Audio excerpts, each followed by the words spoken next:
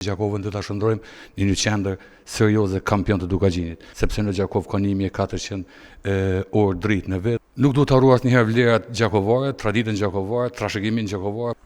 Duke marrë parasysh se koha është shumë e shkurtër, atëherë po kalojnë në disa projekte konkrete për cilat vlerësoj që janë me kapitale. Po nisim me projektin më të përzemër që kam parkun e biznesit në Gjakov, i cili është derivat i zonit dëgjun gati për më shumë se disa vite, për të cilët ka nevojë për hapësira për zgjerimin e vet, brenda së cilës vlerësoj se do të ketë kompani që mirën me prodhimin, me proponimin dhe shërbimet e tjera. Me theks veçantë do të ketë edhe një qendër të teknologjisë bashkangjitur me të hapësira të mjaftueshme për inkubator biznesi dhe për startupet e reja. Të gjitha duke qenë afër një tjetrës kanë impakt i jashtëzakonshëm për zhvillimin e atij parku, me qartë konsideroj se Gjakovën do ta shndrojmë në një qendër serioze kampion të Dukagjinit.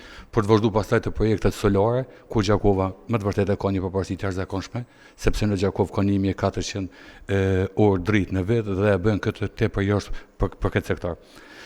Duke marrë shkas nga kjo që e thash për panelet solare, atëherë me të drejtë mund t'japë vetes drejtë që të kalojmë te autobuset elektrik, ku premtoj se 6 sosh në mandatin tonë do të jenë të lëvizshëm. Që këta autobus të jenë të lëvizshëm saktë mirë siç duhet, atëherë domosdoshmërisht duhet që ta kemi edhe planin e mobilitetit, për cilën siguroj që do ta bëjmë.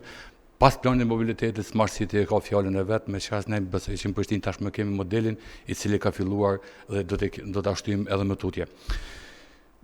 Nuk duhet të harruar asnjëherë vlerat gjakovare, traditën gjakovare, trashëgimin gjakovar, për cilën unë ju siguroj se për të gjitha ato vlera që ka Gjakova përfshirë prej produkteve, deri te kënga, prej artistëve, e gjithandej secila do ta ketë hapësirën e vet ekspozuese dhe promovuese, duke përfshirë panajër, festivale, me qartë se unë jam njëri ndër ty që do të jem me një farë mënyrë monitorues i vazhdueshëm si Gjakovën ta mbajmë gjallë për 365 ditë pa ndalë.